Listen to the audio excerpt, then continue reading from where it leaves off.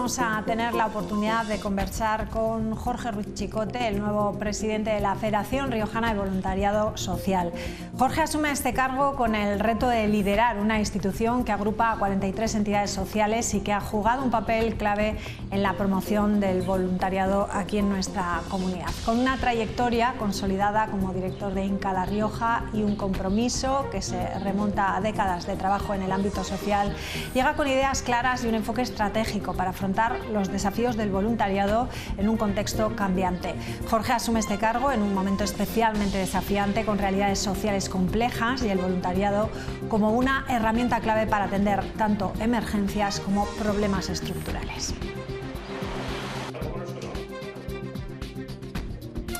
El nuevo presidente, ¿qué tal? Buenas noches. Jorge Ruiz asume el reto de adaptar la federación a las nuevas realidades sociales y de fortalecer el vínculo entre las personas voluntarias y las entidades sociales. Un objetivo que sin duda tendrá muy en mente a presidir desde hoy también la plataforma del tercer sector. ¿Qué tal? Muy buenas noches. Muy buenas noches.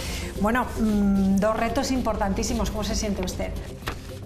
Pues hombre, primero animado y con ganas. La verdad que asumir la presidencia en primer lugar de la Federación Riojana de Voluntariado, pues bueno, es un reto. Nosotros como entidad ya pertenecíamos a la plataforma pues casi desde que INCA se puso en marcha en La Rioja, y bueno, sí que siempre hemos estado en las juntas directivas, pero nunca con el puesto de presidente, ¿no?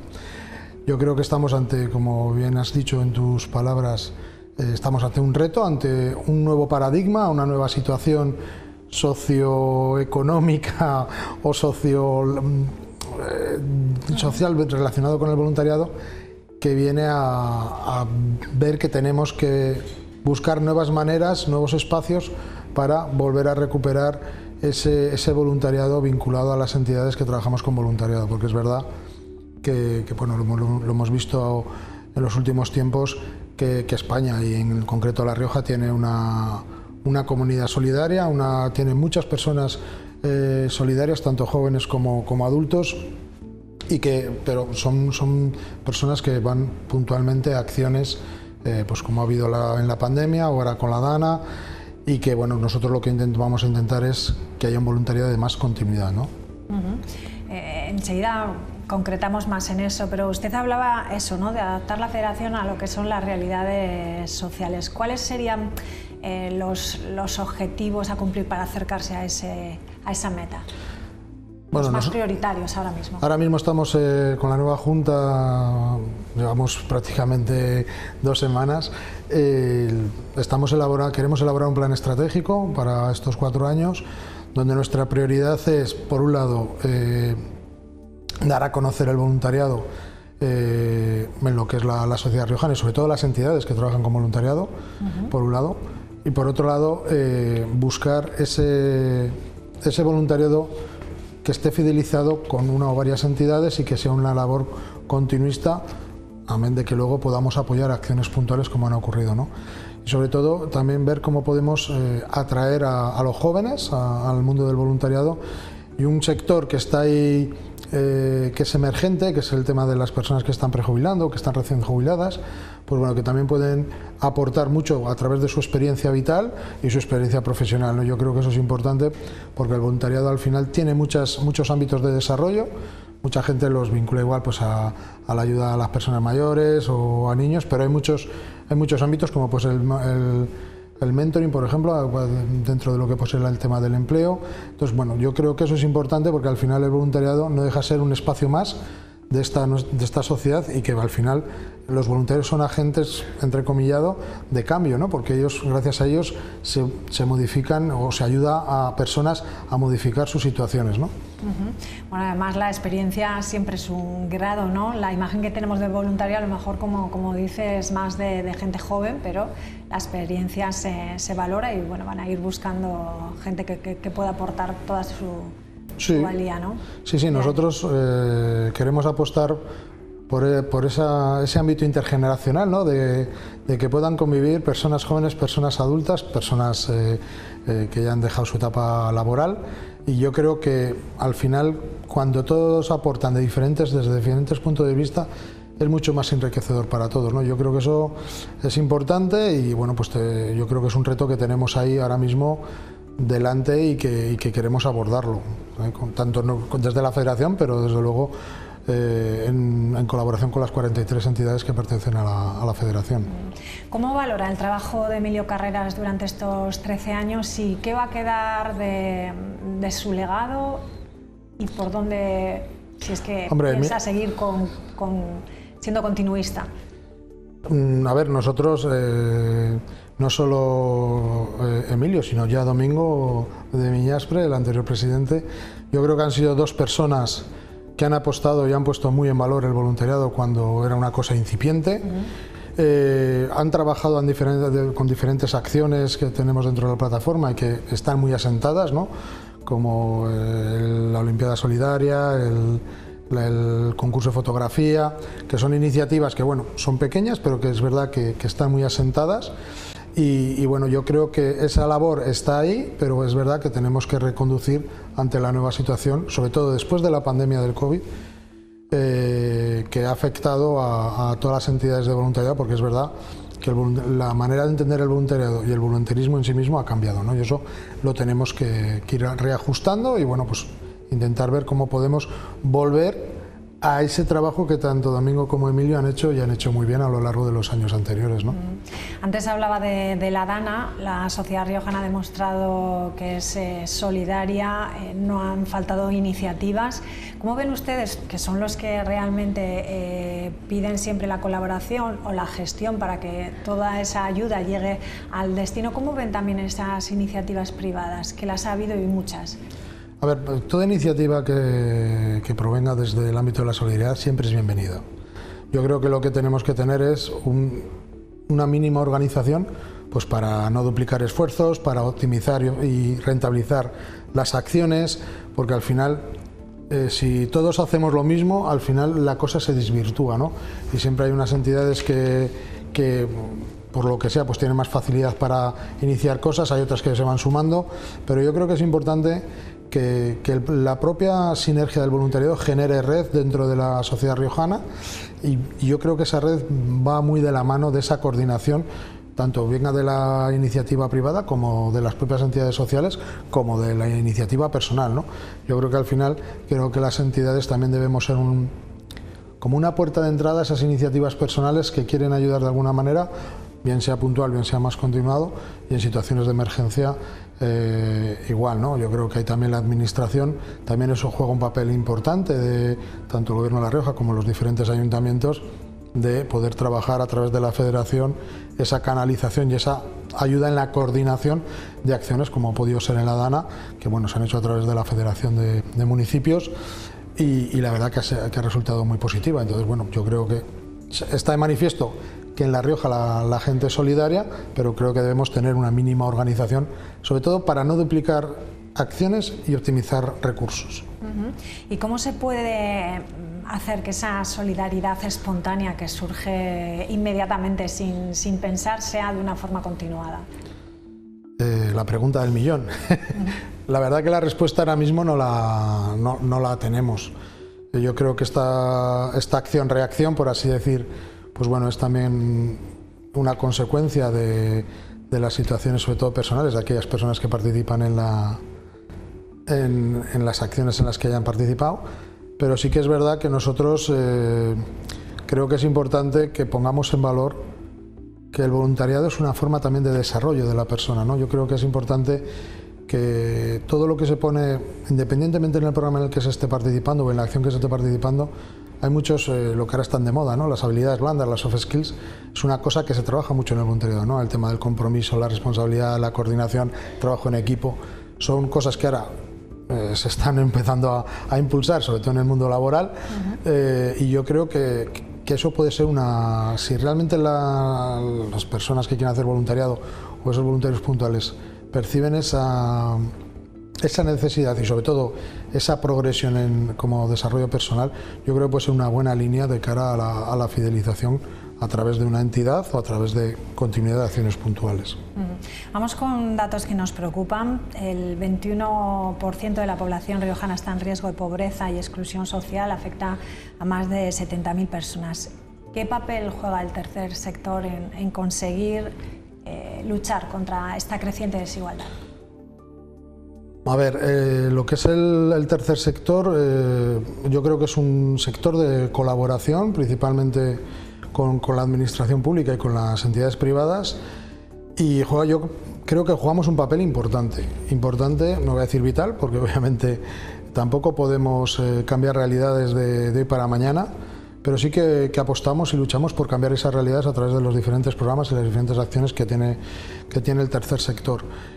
Es verdad que muchas de las situaciones que nosotros vemos no solo dependen de nosotros, pero sí que nosotros podemos ayudar a mejorar y sobre todo a hacer esa incidencia o trasladar sobre todo a la administración pues esa necesidad, ¿no?, de buscar nuevas líneas para poder paliar esos índices de pobreza. Es verdad que al final la pobreza muchas veces se resuelve si esas personas se insertan en el mercado laboral, o esos niños empiezan a tener unos resultados positivos en los centros escolares y en la formación, o se buscan acciones de conciliación para que familias vulnerables o que estén en situación de pobreza puedan tener opciones para poder tanto incorporarse al mercado laboral como poder desarrollar otro tipo de acciones, ¿no? Y yo creo que ahí nosotros sí que jugamos un papel importante, sobre todo en ese espacio aglutinador de diferentes servicios, diferentes programas que puedan ayudar a mejorar esa calidad de vida. Antes hablaba de los jóvenes, de fidelizarlos. ¿Cómo se puede fomentar esa fidelización? Si lo hablamos de empresas, de voluntariado corporativo, o qué conexiones se puede tener a lo mejor con la universidad para captar voluntariado. Pues el gran reto principalmente son esos jóvenes, ¿no? Esos jóvenes, sí que hay iniciativas desde la educación con la asignatura de voluntariado, que es optativa a lo que es la religión. En centros escolares están generando acciones de sensibilización hacia el voluntariado, pero es verdad que nos cuesta llegar a lo que es el perfil joven para poder participar dentro del voluntariado. Yo creo que nuestro reto es buscar ese espacio donde los jóvenes se sientan identificados, no solo con el voluntariado, sino con otros jóvenes, y que eso les aporte algo de valor. Yo creo que eso es el gran hándicap que tenemos ahora mismo las entidades para poder facilitar que ese voluntariado joven sea atractivo, ¿no? Yo creo que una cosa importante puede ser lo que he dicho antes el desarrollo de competencias. También puede ser un espacio importante ese desarrollo de liderazgo, porque al final los voluntarios no dejan de ser unos mini agentes de cambio en sus pequeñas iniciativas, y luego, desde luego, yo creo que tenemos que intentar posicionar el voluntariado, o a esas personas que hacen un voluntariado de manera más continuada, que se valore dentro de los departamentos de recursos humanos de las empresas, ¿no? Porque yo creo que una persona que hace voluntariado tiene algo de valor diferente que al que no lo hace. Yo eso sí que nosotros las entidades lo tenemos bastante claro, y sí que nos gustaría también pues implicar a ese mundo de las empresas también dentro del ámbito del voluntariado, lo que ahora se conoce como voluntariado corporativo, pero bueno, más allá de eso también pues que los departamentos de recursos humanos pudieran tener o poner en valor de alguna manera esas personas que hacen un voluntariado más continuado. Usted lleva unido a esto del voluntariado casi 30 años. ¿Qué es lo que más le ha marcado? ¿Qué nota usted o qué aprendizaje de vida le ha servido pues para seguir y para sumarse a más nuevos retos, ¿no?, en estas nuevas... Pues yo creo que tú lo has dicho. Yo lo que a mí me ha dado el voluntariado primero es el poder trabajar dentro de este mundo, que yo creo que eso es importante. Y luego pues el que asumir retos continuos, o sea, en mayor o en menor medida. Cuando se habla de retos parece que estamos hablando de un gran programa, una gran iniciativa, ¿no? Y al final todos los días son retos, y esos retos cada día es diferente y hay nuevas circunstancias, ¿no? Y yo creo que para mí ese valor de intentar enfrentarte a nuevos retos, independientemente de cuál sea la circunstancia, yo creo que eso me lo ha dado el voluntariado. Y luego, desde luego, lo que da el voluntariado y lo que a mí me ha dado es ese gracias de esa persona que has ayudado, de ese usuario, que eso no se paga con dinero. O sea, cuando alguien te viene y te da las gracias, oye, me has ayudado a encontrar trabajo, oye, me has ayudado en esta situación, oye, mi hijo ha mejorado, o un joven te da las gracias, como me pasó el otro día, por todo lo que se había hecho con él, pues es que eso te llena. Y yo entiendo que es difícil de cuantificarlo, pero a nivel emocional y de crecimiento personal a mí me parece una situación muy potente. Y hace 30 años, si miramos para atrás, ¿qué le motivó a ser Bueno, voluntario? yo es que ya venía... Yo estuve durante muchos años dentro del mundo Scout.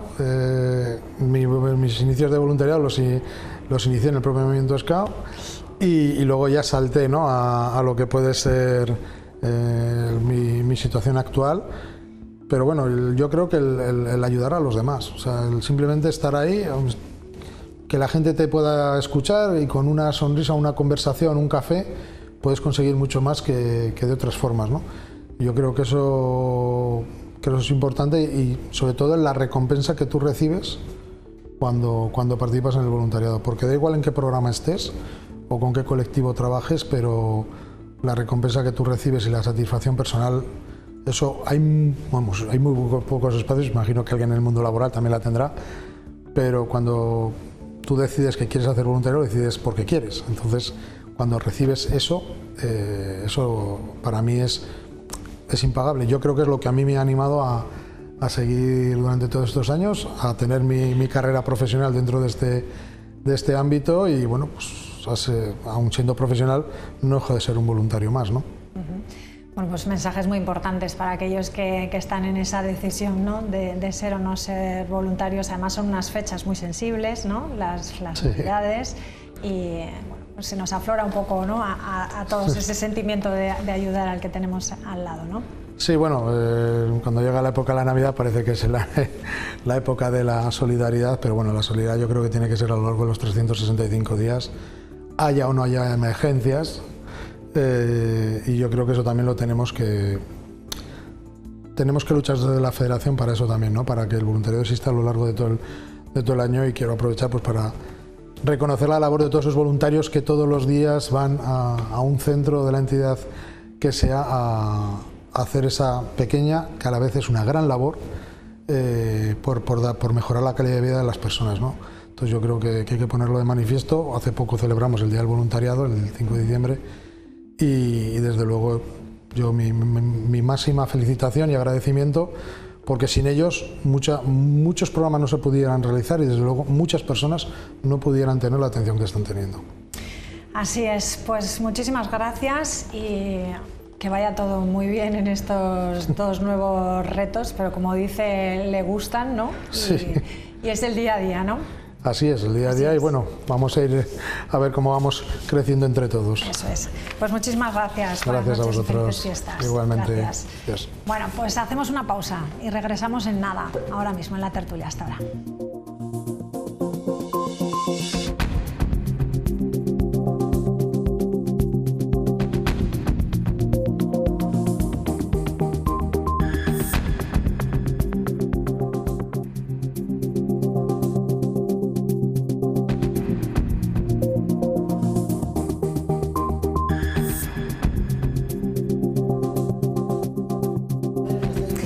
Bueno, vamos a saludar ya a la mesa que nos acompaña hoy, esta noche. Pedro Muro, ¿qué tal? ¿Cómo estás? Buenas noches. Buenas noches, muy bien. Buenas noches. Toya de Pablo, ¿cómo estás? Muy buenas noches. Muy buenas Bienvenida. noches. Y Rubén Gil Encantada. Trincado, ¿qué tal? Buenas noches. Hola, muy buenas noches. Bueno, vamos a hablar de varios asuntos que están en boca de todos después de que ayer en rueda de prensa el alcalde de Logroño, bueno, pues plantease al Ministerio de Transportes devolver algo más de 2 millones de euros de los fondos europeos que fueron asignados a 3 proyectos modificados una vez que el Gobierno llegó y tomó posesión. Hablamos del eje ciclista este-oeste, la reforma de la calle Sagasta y el voladizo de la A13. Escobar ha admitido que esta devolución de los fondos debe ser todavía aceptada por el Ministerio. El Ayuntamiento de Logroño ha iniciado los trámites para la devolución voluntaria al Ministerio de las ayudas que afectan al eje ciclista, la calle Sagasta y la A13. Comunicando que el Gobierno local inicia los trámites para la devolución voluntaria al Ministerio de Transportes de las ayudas de fondos europeos. 3 proyectos que se concretan en una devolución de 2.059.150 euros. 1.469.000 euros corresponden a la actuación del eje ciclista este-oeste, 361.174 euros corresponden a la remodelación de la calle Sagasta y finalmente 228.892 se corresponden con el voladizo sobre la A13. El Ayuntamiento ha querido dejar claro que no se devuelve todo lo subvencionado, ya que los 6 millones de euros percibidos en su día eran para el desarrollo, además de otros proyectos que sí que se han llevado a cabo, es decir, se devuelve la parte proporcional.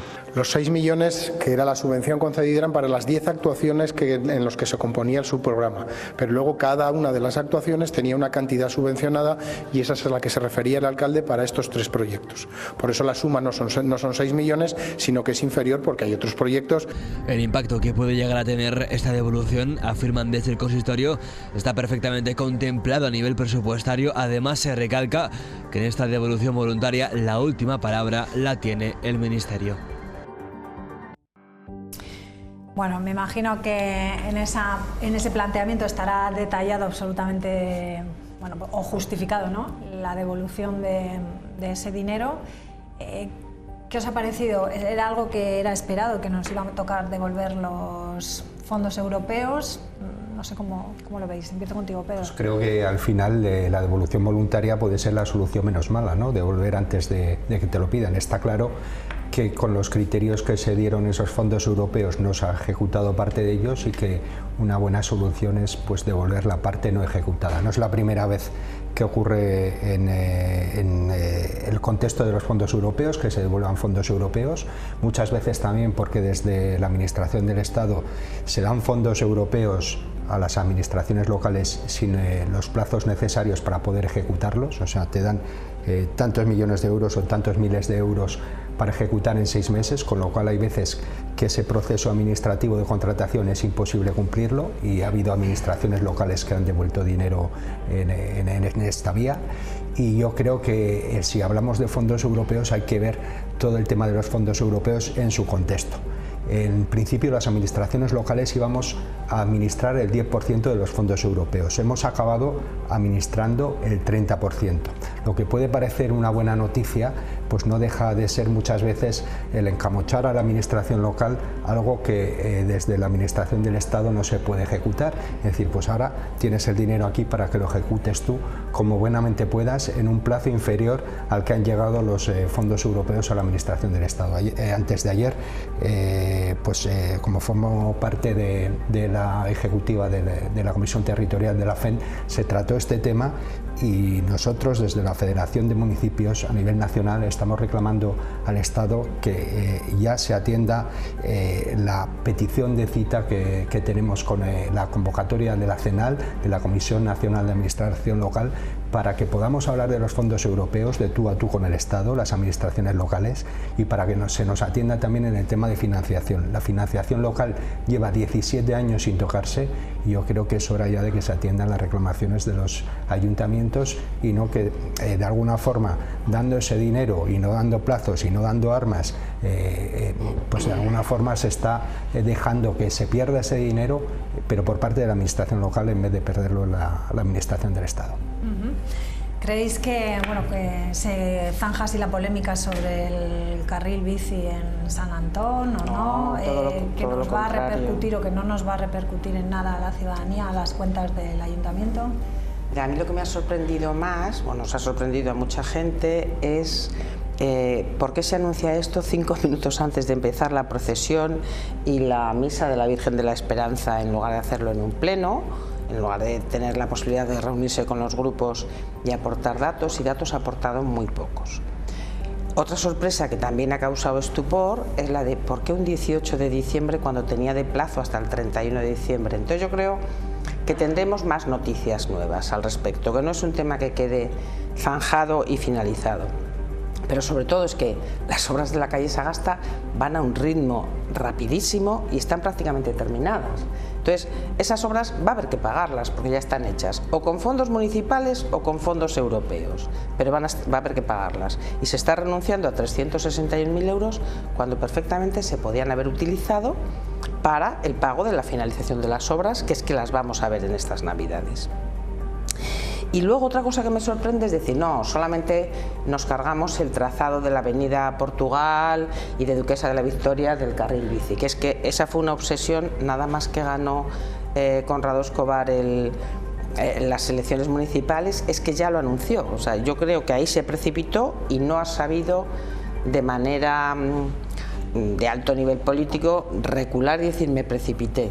Y claro, decir que se está renunciando a 1.400.000 euros para esas calles, no, es que el trazado ciclista o el eje ciclista este-oeste, si te lo cargas en el trazado de la avenida Portugal, si te lo cargas en Duquesa de la Victoria, te has cargado el concepto de un eje ciclista este-oeste, porque no se puede decir ahora aquí sí, aquí no, como si fuera un intermitente, entramado sí, tramo no. El eje ciclista es lo que tenía. Y lo del voladizo de la 13, pues sinceramente, ahí no voy a entrar en las cuentas, pero sí que, digo, es una pena porque accedía al polígono y facilitaba mucho el acceso a esa zona de la de Ollón, de Viana y al polígono. Yo creo que un 18 de diciembre, 5 minutos antes de una procesión de una misa, es porque temen algo. Faltan datos y supongo que en algún pleno dará mucha más información y podrán sacar conclusiones. Y ahora a ver qué dice el Ministerio. Hay que esperar, sí. Bueno.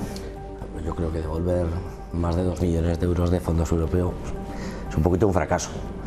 Es un dinero importante para la ciudad y que yo creo que se tiene que haber tocado este tema de una manera mucho más tranquila y sosegada, porque al final solo se ha visto como lo dejaron unos, pues los otros lo destruyen, ¿no? Que a veces pasa mucho en política. Este hizo esto, pues yo lo destruyo para que nadie sepa que lo hizo. Yo creo que es un fracaso y creo también que habrá segunda vuelta. Seguramente el Ministerio me da a mí que no se va a contentar con 2,5 millones y que pedirá a Logroño una cifra más alta. No sé, pero de una cantidad tan importante yo creo que a Logroño sí que le tiene que suponer al ciudadano o a la Caja de Logroño un desajuste de alguna manera. Yo creo que en los próximos días habrá noticias y tendrá que ser más claro qué se devuelve, por qué se devuelve y qué podríamos haber ganado o perdido. ¿A eso te refieres, Toya, por ejemplo, de esos datos que faltan? Faltan datos, falta transparencia. Porque efectivamente 2.100.000, que además me consta que los otros grupos municipales han intentado cuantificar a ver de dónde saca esas cifras tan exactas y no salen las cuentas porque faltan datos. Pues yo creo que si el Ministerio exige más de esa partida no ejecutada, estará penalizando a Logroño con respecto a otras administraciones. O sea, hay que ser justo. En cualquier convocatoria de subvenciones que nos presentamos los ayuntamientos, la parte no ejecutada es la parte que no se te subvenciona. Y creo que debe ser así. O sea, que cualquier tipo, que pueda haber un interés de demora, pues igual puede ser correcto, pero que haya una penalización, Logroño y los logroñeses, al margen del lío político que pueda haber, no se lo merecen. Y el Ministerio debe tener la suficiente altura de miras para no penalizar a Logroño con independencia del lío político que haya ocurrido. Yo no digo que vaya a penalizar al Ministerio, que lo desconozco. Lo que sí digo es coincido con él. Que lo que se debe devolver es lo que no se ha ejecutado. No, el fracaso y la penalización es para los logroñeses, la ciudad de Logroño, por una corporación que se obcecó y en la primera semana, sin una capacidad de análisis profundo del tema, ya decidió que se cargaba el eje ciclista de la avenida Portugal. El eje ciclista en Duquesa de la Victoria sigue habiendo carril bici. Ahora en los dos sentidos. Ahora en los dos sentidos. O sea, mucho más positivo que el que había. Que no cumpla los criterios con los que se había presentado, un eje sigue siendo. Lo que está pero claro, reconóceme que hubo precipitación. De hecho, que se pueda pacificar el tráfico allí, pues yo creo que lo que no estaba pacificado era antes, que tú de repente salías por Duquesa de la Victoria, llegabas al Vía de Castro y casi que te encontrabas que tu carril acababa siendo una línea de aparcamientos como conductor. Y como ciclista yo creo que ahora mismo se aporta mucha más seguridad al ciclista que antes, con el actual trazado. ¿Que no cumple los requisitos de lo que se presentó en un primer momento? Correcto. pero que sigue habiendo una apuesta por la bici en Logroño y que no se ha cargado este ayuntamiento el eje ciclista en ese punto, yo creo que hay que contarlo, que es así. Yo no estoy haciendo una apuesta ciclista porque además reconozco que la tengo guardada en el garaje y pasa muchos años allí. No, a lo que voy es a que para que una ciudad crezca tiene que ser respetuosa con los proyectos hechos con anterioridad que ya están finalizados. Nunca hubiéramos... El voladizo no me he metido con él. ¿Por qué no se hizo en la anterior legislatura nada de eso? Déjame que termine mis argumentos. Nunca hubiéramos tenido el Parque del Ebro tal como lo tenemos, que fue la obra de 3 alcaldes sucesivos a lo largo de más de 15 años, si se hubiera tomado los mismos criterios que se tomó por parte de esta corporación cuando ganó las elecciones en el 2019. No te hablo del ciclismo, te estoy hablando de algo que ya está aprobado. No te precipites. ¿Y tú crees que la anterior corporación cumplió ni siquiera su programa de gobierno con todos los cambios que hizo sin consensuar con absolutamente nadie, ni vecinos, sino simplemente mirando hacia el lado ciclista, ni conductores, ni taxistas, ni transportistas? Yo creo que cambios de ese calado tienen que ser con el consenso político y consenso social, y no se puede empeñar uno ni en gobernar desde un lado sin consultar ni desde el otro. Y como bien dices, esos cambios de calado tendrían que ser en varias legislaturas y con un consenso superior al que se empezaron. Y por eso los ciudadanos castigaron al Partido Socialista, porque a lo mejor no se supo explicar bien el proyecto o se intentó hacer demasiado rápidamente, demasiado poco tiempo. O sea que yo ahí lo que voy a decir es, ahí ya hubo sentencia, y hubo sentencia condenatoria, y los ciudadanos de Logroño no compraron el proyecto, o bien porque no se supo explicar, o bien porque les parecía demasiado... y porque era demasiado avanzado. No te lo voy a cuestionar, pero porque alguien a lo mejor no lo haya hecho suficientemente bien, nunca tenemos que legitimar que el siguiente lo quiera hacer peor. Y lo que es peor es que aquí hubo obcecación, y es la verdad. Yo creo que para el ciudadano de a pie la frase que va a quedar es: devolvemos no sé cuántos millones de euros. Claro. Y no se podía haber hecho de otra manera para no devolver un dinero que no es fácil que llegue. No vamos a ser los únicos en devolver. O sea, no vamos a ser los únicos, porque hay convocatorias de fondos europeos en las que se está traspasando dinero a la administración local, que es una de las cosas que estamos reclamando desde la Federación de Municipios, que no se haga así.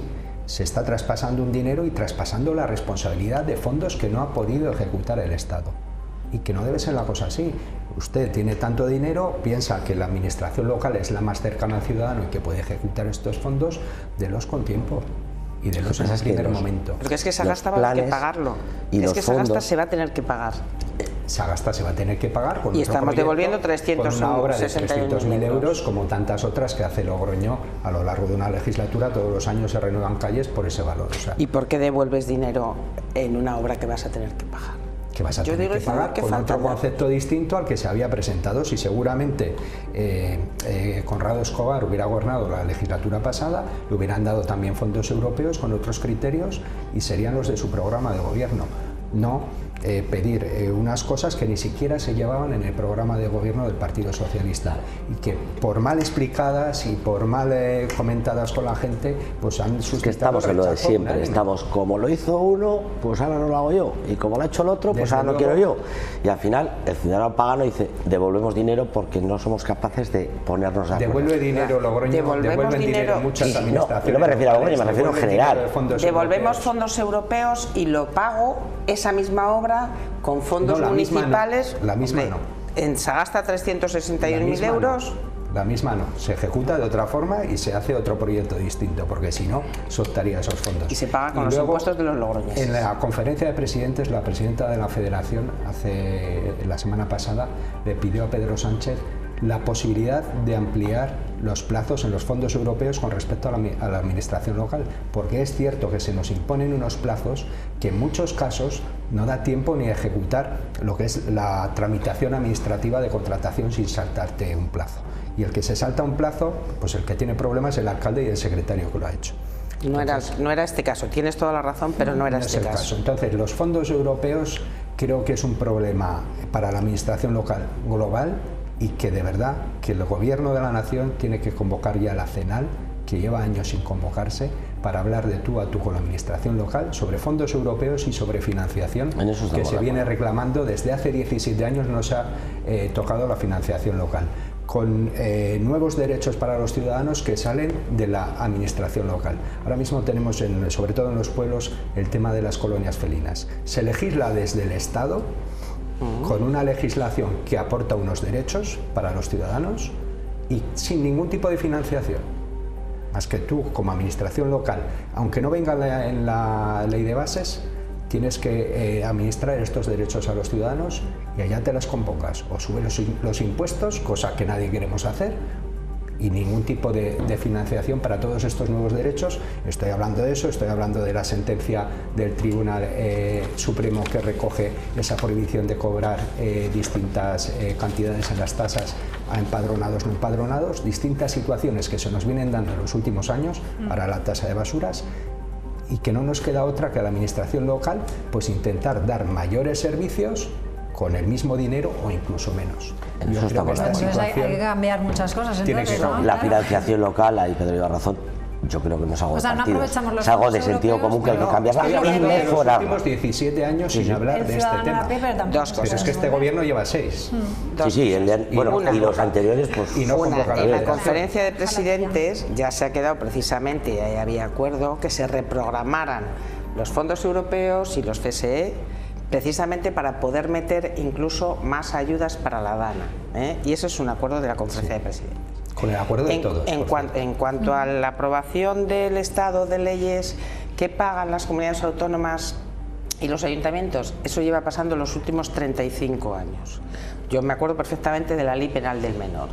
Se dictó, se legisló una Ley Penal del Menor progresista, muy que reconocía los derechos de víctimas, pero todos los centros abiertos, cerrados y semicerrados los pagaban las comunidades autónomas. Nosotros lo tenemos en Lobete.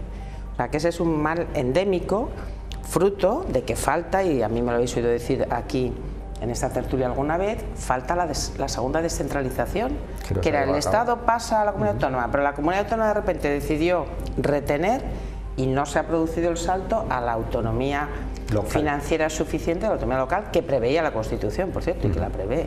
O sea, y ahí todas las comunidades autónomas de todos los colores políticos han preferido que se produjera el cuello de botella. O sea, que ahí te doy la razón, pero vamos, lleva 35 o 40 años ese problema. Tú, el Estado, me legislas y yo, ayuntamiento o comunidad autónoma en muchos casos. Pero imagínate los últimos 17 años que nos ha tocado, la de derechos sociales que han asumido los ayuntamientos, que yo estoy totalmente de acuerdo en que se presten y que vayamos avanzando en derechos sociales, pero el dinero ¿de dónde sale? De subir los impuestos directos de los que tenemos capacidad los ayuntamientos al ciudadano. Pues hombre, el Estado tiene que repartir, ¿no? Tanto que hablamos de la redistribución de la riqueza, pues... La política de servicios sociales está transferida a las comunidades autónomas. Las comunidades autónomas hacen llegar dinero a los ayuntamientos. No es suficiente. No es suficiente porque no llega del Estado. Las necesidades de la gente siempre serán superiores a los presupuestos. Los presupuestos siempre serán deficitarios, porque si no es que no está gestionando bien ese ayuntamiento, y tú lo sabes. El ayuntamiento que tenga superávit, malo, no ha sabido redistribuir bien su presupuesto. Pero sí es verdad que muchas veces los ayuntamientos tienen que asumir competencias que no son suyas, que son de las comunidades. Ahora vuelve la regla fiscal, por cierto, que a los ayuntamientos impide gastar los remanentes. Con lo cual esa es otra.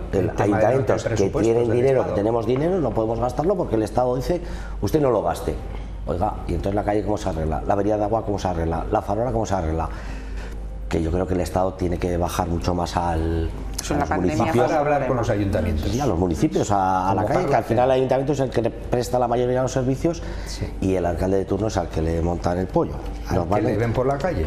Bueno, que es al que ven. Me encanta, hemos terminado hablando y reclamando ¿no? Para los municipios, pues más diálogo, ¿no?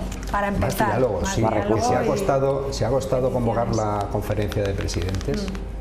Venga, ya hablamos ya de la conferencia de presidentes. Dejadme que yo reivindique, porque la conferencia de presidentes es flor de un día. Se reúnen todos los presidentes, es verdad que ha costado 2 años. Flor de un día, flor de 3 años, por lo menos. Hay una institución en el Senado, que es la Comisión General de Comunidades Autónomas, donde está el gobierno, va el ministro de turno o el presidente, están todas las comunidades autónomas representadas, las 17 las que quieren ir, bueno, Cataluña antes no iba, pues bien, y los parlamentarios de todas las 50 parlamentarios de todos los partidos políticos. Es realmente la estructura del Estado a lo que tendría que ser el Senado en su totalidad y que no lo es.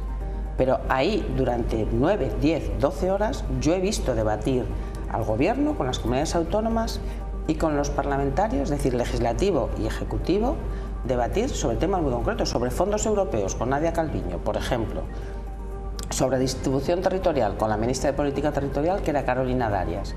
Y es una comisión, que es una institución que tendría que ser mucho más utilizada para este debate que tú estás planteando, que me parece absolutamente necesario. Pues no sé si tiene que ser en un ámbito o en otro. La CENAL lleva sin convocarse no sé los años y se tiene que convocar. O sea, igual que se ha hecho con las comunidades autónomas, los municipios tenemos derecho a que el Estado personificado en Pedro Sánchez nos atienda y hablar de tú a tú. O sea, que es que no necesitamos estar en la conferencia de presidentes como el otro día, donde María José García Pelayo, la presidenta de la Federación, estaba invitada y se agradece, pero necesitamos hablar de los temas locales de tú a tú con el Estado. Perfecto, en el Senado tenéis mayoría absoluta del Partido Popular, o sea que podéis convocar la comisión de comisión local. No estoy hablando en nombre de los alcaldes del Partido Popular. Yo tampoco. Yo estoy hablando en nombre de la administración. Pero sí tenéis la llave para convocar esas comisiones, la de política local, la de territorial, la Comisión General de Comunidades Autónomas, y ahí se pueden propiciar muchos debates. Y en la Comisión General está el Gobierno. Bueno, pues vamos con la conferencia de presidentes, ya que la habéis sacado sobre la mesa, vamos con las últimas reacciones. Bueno, sabemos que el Gobierno convocó a las comunidades autónomas el próximo mes de enero para negociar la quita de la deuda pública. Ante esto ha habido distintas reacciones. Ayuso calificaba de locura la quita de deuda y pedía que se conceda solo a Valencia. Aquí en La Rioja, Alfonso Domínguez decía que al Gobierno no le importa, o que nos importa mucho más la financiación autonómica que posibles propuestas de condonación de deuda. Lo que nos importa es que no haya comunidades autónomas privilegiadas en el nuevo sistema de financiación autonómica, porque eso nos podría hacer perder hasta 300 millones de euros al año para la prestación de los servicios públicos. Lo que nos importa es que el sistema de financiación financie bien a las comunidades autónomas para prestar los servicios públicos. Lo que nos importa es que se financie más a las comunidades autónomas en los servicios públicos que ahora están infrafinanciados, como la dependencia, las universidades o la educación de 0 a 3 años. Esto nos importa mucho más que la quita de la deuda, que fue anunciada hace también más de un año y la cual todavía no tenemos ni una sola línea negro sobre blanco sobre en qué consiste y qué condiciones tiene para cada comunidad autónoma. Bueno, no sé si ha quedado claro si al Gobierno de La Rioja le interesa que se le condone la deuda o no. ¿Está a favor? Yo no creo que sea cuestión de interés, sino que el interés general no pasa porque se condone la deuda del que lo ha hecho mal, sino porque se reparta el dinero del Estado a las comunidades autónomas en función de las necesidades de los ciudadanos, ¿no? Y de los servicios que se tiene que prestar.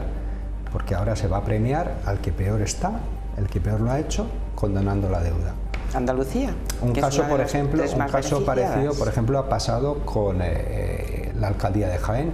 Hemos tenido una moción de censura la semana pasada, en la que se propone la moción de censura precisamente condonando la deuda que tiene esa administración. Es la capital de provincia que mayor deuda tiene, vale, correcto.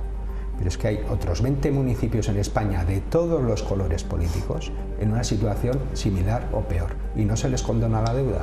En este caso, como nos conviene, el que la ministra de Hacienda además es vicesecretaria del partido, pues es la que ha negociado esta moción de censura en base a condonar una deuda de equipos de gobierno de todos los colores en esa administración que lo han hecho mal.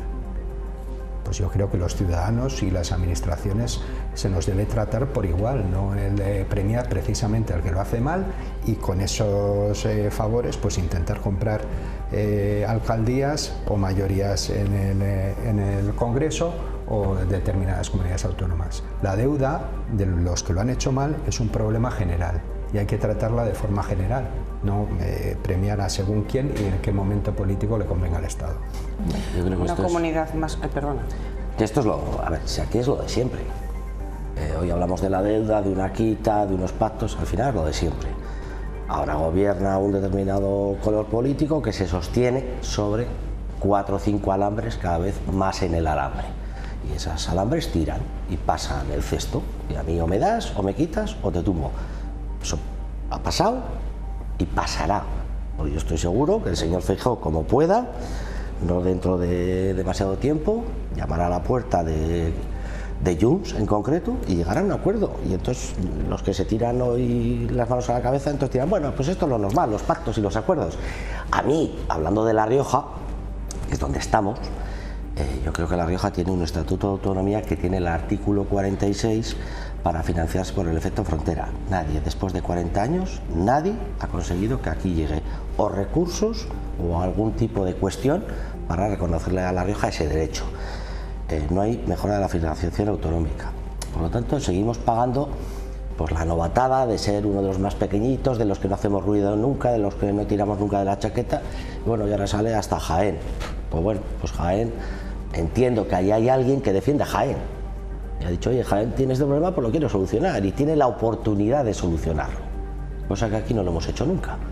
Entonces yo creo que esto es una cuestión política, que es lo de siempre.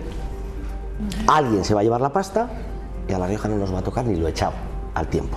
Eso no es verdad. Eso es así desde hace 40 años.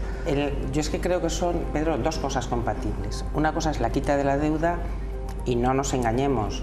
La deuda muchas veces, en una parte ha venido generada también por la pandemia, donde los ayuntamientos se tuvieron que endeudar y lo pasaron especialmente mal. Y luego porque hay comunidades infrafinanciadas históricamente, como es Valencia.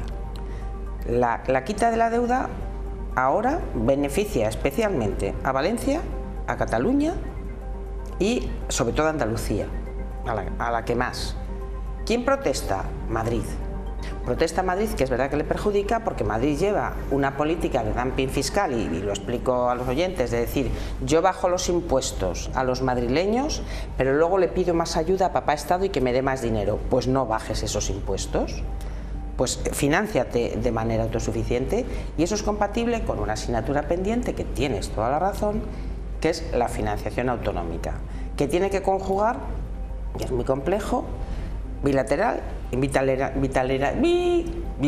complicada la palabra, sí, bilateralidad, que no salía, con multilateralidad, que tiene que haber un status quo, porque La Rioja somos una comunidad que en cuanto estamos de las que mejor financiadas en proporción a nuestros habitantes, porque como hay una cuota fija por comunidad autónomas, nosotros ya con eso ya estamos en la tabla media. Pero es verdad que tenemos que garantizar, o por lo menos como riojanos, un status quo. Me da igual la fórmula que adoptéis. Si vais a valorar más población o más dispersión, como dice Galicia, o más densidad, como dice País Vasco, bueno, País Vasco no entra, o más dispersión sanitaria, como dice Asturias.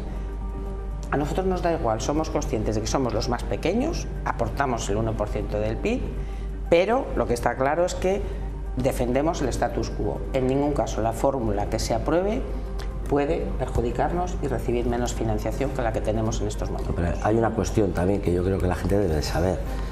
Madrid, por poner un ejemplo, llevar a los escolares a sus centros de estudio en una comunidad como Madrid es relativamente fácil y barato.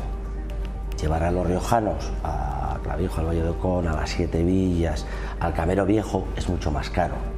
Con lo cual hay que tener en cuenta las especificaciones de cada comunidad autónoma. Claro. Y eso hay gente que no lo entiende, por qué La Rioja pues tiene ese derecho, pues porque tiene el mismo que Madrid. Y yo creo que en esa vara de la justicia hay que intentar quedar lo más planos e igualitarios posible, que cada vez es más complicado, porque seguramente somos los más pequeños y bueno, y el ruido que hacemos somos la comunidad por habitante mejor financiada en estos momentos. Pero bueno, decir eso es peligroso. La cifra por habitante. Claro, es que es peligroso, porque como digamos mucho eso, nos meten la mano y nos quitan. Hay que defender más cosas. Hay que defender más cosas, pero como hay comunidades. Y luego hablamos de la España vaciada. Claro, ese es nuestro problema. Y no le ponemos atajo. Y nosotros podemos ser una de las comunidades afectadas por esa España. Una de las más afectadas.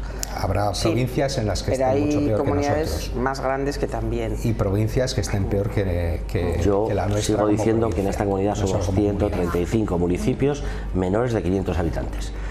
Una de dos, o apostamos por eso, o los dejamos que se mueran. Es la elección. Es que la gente vive donde vive. Viven ahí, lo que tenemos y hay que apoyar que sigan viviendo ahí. Vamos a terminar, que os quedan 3 minutos solo para hablar de la situación, podríamos decir, de las previsiones macroeconómicas del año. El Banco de España, que ha hecho esas proyecciones que incluyen una revisión al alza del crecimiento del Producto Interior Bruto. Hablamos también de que se mantiene la inflación sin cambios, nos encontramos en un contexto de menores tipos de interés y según estas previsiones el consumo privado va a crecer, también fruto de la evolución favorable que se proyecta para la renta disponible, el empleo, la tasa de paro bajará del 10% en 2027. Esto que me parece a mí que una meta, importantísima. Las previsiones son buenas, que antes lo hablábamos aquí, pero cuando vas al supermercado no son tan buenas. No, desde luego en estas la fechas realidad no. A veces... La realidad tarda en llegar a pie de calle. Dices, bueno, ahora vas a llenar el carro y dices, bueno, las previsiones en el 27 son estupendas, pero en el 24 de momento cuesta mucho. Ojalá todo esto sea infinitamente mejor para todos. La macroeconomía, que son las variables que están muy bien, y además hasta revistas de Economist internacionales ponen de ejemplo a España de que se está haciendo bien, pero es verdad que la micro, que es lo que nos llega a los ciudadanos, tarda en llegar. Yo creo que también, aparte de que está todo carísimo, soy consciente, también se han modificado nuestros hábitos de compra. Acordaros que antiguamente determinadas cosas las tomábamos en Navidad, por lo menos yo cuando era pequeña, los langostinos era solo en Navidad, y ahora comes de todo y consumes de todo durante todo el año porque nuestros hábitos son diferentes y porque tenemos mucha mayor calidad de vida, con lo cual gastamos mucho más también en la cesta de la compra de lo que gastábamos cuando éramos pequeños. ¿Que está todo carísimo? Sí, pero está todo lleno. Intenta reservar en un restaurante. Pues nada, que ojalá lleguen esas previsiones, pero como bien decíamos, en la calle la vida cuesta cada día más. Bueno, pues antes de despedirnos, vamos a ver de lo que está hablando la gente, vamos a ver qué pasa.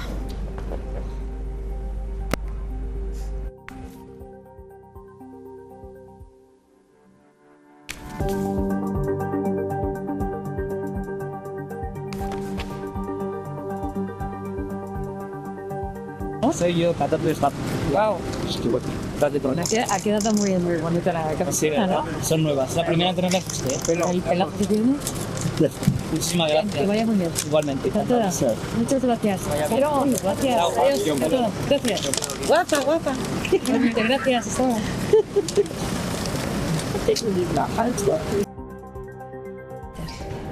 Tiene un pelota. Bueno, Carlos. Sorpresa, sorpresa. Sorpresa, sorpresa. Como total. decía Isabel Gemio allá por, exactamente, ¿no? Sí. Las camisetas de Leticia. ¿Pero qué hiciste? ¿Qué ha pasado? No, ¿Qué ha y que como tienes tanta jeta. Ya. A ver, yo fui a grabar un programa, Aunque Vida, tú bien lo sabes, y decidí llevarle un cartelito de nuestro cartel benéfico, nuestro concierto benéfico el 17 de enero, que tú vas a estar presentando. Sí, y ya de paso digo, bueno, pues le meto 2 camisetas que yo había hecho para mis amigos, mi entorno, un poco tal. Y ahora se ha hecho pues casi viral el tema de las camisetas. ¿Qué te parece? Te he traído una. Hombre, gracias, pero yo esto de la camiseta que es por ego propio. El ego, tuyo, ya sabes que uno lo lleva dentro, no se puede deshacer de él. Pues pero... yo me voy a poner la camiseta. Vale. La reina se la ha llevado, pero ¿tú sabes que yo tengo la misma edad que la reina? Pues estás mucho más guapa que ella. Bueno, sí, claro, como se nota que soy tu compañero, ya me gustaría a mí. ¿Y sabes que mi marido tiene la misma edad que Felipe? ¿Que Felipe? O sea, sois el Felipe y la Leticia de Logroño, ¿no? Un poco, ¿no? No creo, pero bueno, es una curiosidad, ¿no? Que cuento, ¿eh? ¿Te parece? Bueno, pues, ¿y qué ha pasado con las camisetas? Pues se las ha llevado, yo estoy seguro de que se las van a poner en Palacio, si no ellos, pues Leonor y Sofía, ¿no? Para estar por allí, por casa, yo creo que son muy cómodas, ¿no? ¿Y qué ha pasado en redes sociales? ¿Qué has encontrado? En redes sociales ha liado parda. Pues porque he encontrado, fíjate lo que he visto, fíjate lo que me he encontrado, María. Es que ya, esto ya se nos ha ido de madre. Claro, ya esta es la etapa del meme. Aquí tenemos a Felipe con mi camiseta y creo que hay alguna más, ¿no? A ver. Vamos a ver. Le queda bien. Aquí tenemos a los 4 con las camisetas. ¿Qué te parece? Esto es una fantasía total. Esto nos recuerda un poco a Seventina. Esto me recuerda a mí a Seventina, que me encantaría que volviese porque era el broche final de los programas, que lo pasábamos muy bien. Así que nada. Bueno, pues con esta imagen nos vamos a despedir y despedimos también a nuestros invitados de esta noche de la mesa. Otro día os traigo camiseta también a vosotros, ¿eh? Y felices fiestas. Feliz Navidad a todos. Y nosotros nos despedimos así, volvemos a la vuelta de las Navidades el 8.